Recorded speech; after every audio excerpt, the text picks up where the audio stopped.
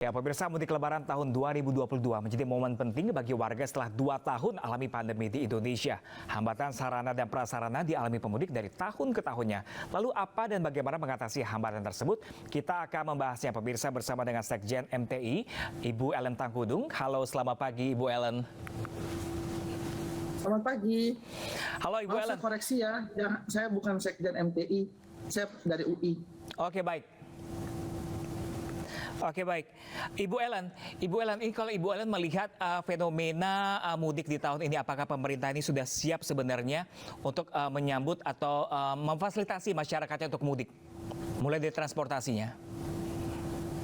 Ya, pemerintah siap dong. Kan sudah disiapkan dari beberapa waktu sebelumnya karena sudah ada pengumuman tentang cuti bersama, maka disiapkan semua pemangku kepentingan di bidang transportasi sudah membicarakan, membuat survei, kemudian melakukan simulasi, analisis, dan memutuskan cara-cara aksi atau bertindak untuk mengatasi atau melayani pemudik pada tahun ini yang memang diprediksi lebih tinggi dari sebelumnya.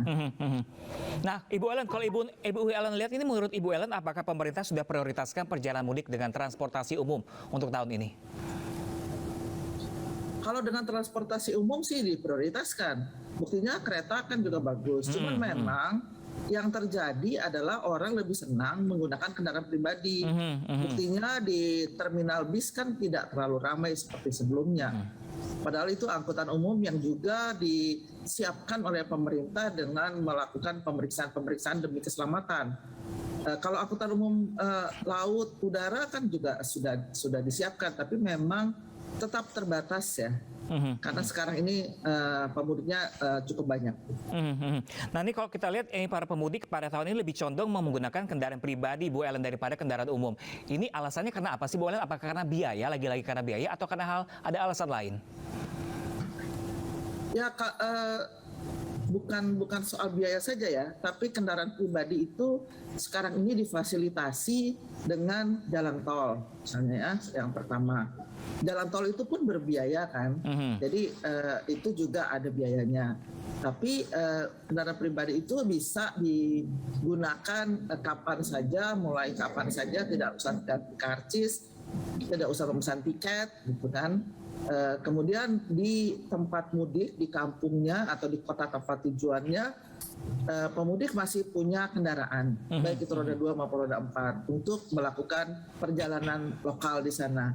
Itu kenyamanan yang diberikan dengan kendaraan pribadi memang selalu berpendapat orang berpendapat lebih tinggi. Nah, ini pemerintah masih menegaskan untuk menggunakan transportasi umum untuk kendaraan mudiknya. Lalu Bu Ellen, nih kalau fasilitas transportasi umum di daerah ini apa sudah seluruhnya menjangkau wilayah-wilayah tertentu atau seluruh wilayah? Kalau di daerah itu memang tergantung dari daerahnya masing-masing. Kalau di Pulau Jawa itu lebih banyak pemerintah daerahnya, di Jawa Tengah misalnya ya, atau Jawa Timur, pemerintah daerahnya sudah siap. Beberapa terminal di daerah itu ya, di Surabaya maupun di Jogja, Semarang itu siap untuk punya trayek-trayek untuk menuju ke tempat-tempat tujuan. Dan sudah semuanya juga sudah diberikan pemeriksaan rem cek untuk kelaikan kendaraannya. Dan masalahnya kan tidak semua perjalanan itu menggunakan kendaraan umum yang dari terminal yang dicek oleh pemerintah. Ada juga yang menggunakan kendaraan sewa yang kelaikan jalannya tidak tahu. Dan itu mungkin menurut mereka lebih karena mereka rombongan, mereka sewa mungkin lebih murah atau bagaimana. Tapi kalau di daerah-daerah, menurut saya kalau Pulau Jawa iya, kalau daerah-daerah lain ya itu memang masih sangat tergantung dari Pemdanya masing-masing. Nah, Ibu Ellen, ini kan kemarin puncak arus mudik cukup padat sekali di jalanan seluruhnya. Ini apa yang perlu diantisipasi sih, mengingat nanti sebentar lagi juga arus balik akan kembali terjadi? Ya, sebenarnya apa yang sudah dilakukan itu sudah benar karena itu sudah dikoordinasikan dengan baik, terutama untuk di jalan tol dan jalan alternatifnya. Jadi itu bisa dilakukan juga pada waktu balik ya. Tapi memang yang penting itu adalah mengetahui kapan terjadinya jam puncak. Nah, jam puncak karena banyak atau macet atau tidaknya perjalanan itu tergantung dari puncaknya kapan. Ya, kalau sudah terlalu banyak, memang kapasitas jalan terbatas walaupun sudah dibuat one way. Ya, one way pun itu ada beberapa risiko yang lain. Kemudian kalau untuk kemacetan yang paling parah juga kemarin kan yang di Merak, itu sebenarnya bagian dari perjalanan lanjutan untuk ke Sumatera. Itu juga karena ada jalan tol di Sumatera, Lampung sampai Palembang yang sudah baik, sudah bagus. Nah, jadi kecenderungan orang menggunakan kendaraan pribadi. Nah, itu permasalahannya justru di penyeberangannya. Nah, penyeberangan itu memang sudah ditambah kapal, tapi yang belum dilakukan koordinasi mungkin penambahan dermaga-dermaga. Gitu. Padahal di daerah situ di Pelabuhan Merak itu kan ada beberapa dermaga swasta ya, atau pelindung yang bisa digunakan. Gitu. Nah, Bu Ellen sempat mengatakan kebijakan mengenai one way, kontraflow dan lain-lain. Ini kebijakan ini sudah tepat belum sih diterapkan di kita? Karena kemarin ada one way, cuman ini menghambat jalur yang lainnya untuk melakukan perjalanan. Ya, untuk perjalanan sementara arus mudik ini, kalau tidak digunakan one way, itu kejadiannya malah akan menghambat atau membuat macet luar biasa dari perjalanan di jalan tol itu yang susah sekali diurai.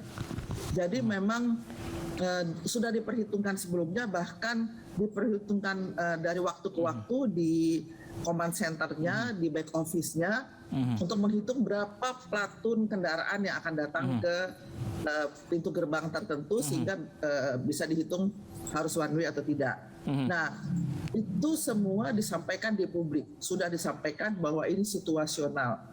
Ada jamnya tapi situasional. Artinya masih dilihat tergantung situasi. Nah, ketika terjadi hambatan di lawan arahnya, sebenarnya kalau dari Bandung itu ada beberapa alternatif yang sudah disediakan. Misalnya jalur fungsional jalan tol Japek Selatan. Itu sudah ada disiapkan. Saya sendiri sudah lewat di situ. 8,5 km bisa dilalui. Dan juga bisa melalui jalur-jalur bukan tol yang lewat Jatiluhur misalnya. Oke, baik. Itu sebenarnya sudah disiapkan. Tapi memang informasinya yang nggak sampai atau kurang, atau memang pengendara atau mereka pemudik itu sangat mengharapkan bisa lewat jalan tol. Oke. Jadi apapun yang tadi harus lewat jalan tol, sehingga mengharapkan itu segera dibuka gitu. Jadi memang terjadi antrian. Oke, menurut Bu Ellen ini kira-kira kapan arus balik terjadi, lalu imbauan untuk pemerintah untuk mengantisipasi kepadatannya akan terjadi apa? Arus balik akan terjadi pas sesudah Lebaran. Itu langsung terjadi arus balik karena kan memang tidak bersama-sama kan. Orang yang sudah berangkat lebih dulu akan balik lebih dulu juga. Gitu. Jadi memang harus diantisipasi H+1 sesudah Lebaran, itu sudah harus antisipasi. Memang pemerintah atau kepolisian, perhubungan itu kerja keras untuk ini. Tidak mungkin tidak disiapkan. Nah, antisipasinya adalah kalau untuk pemerintah itu harus memperhatikan faktor keselamatan.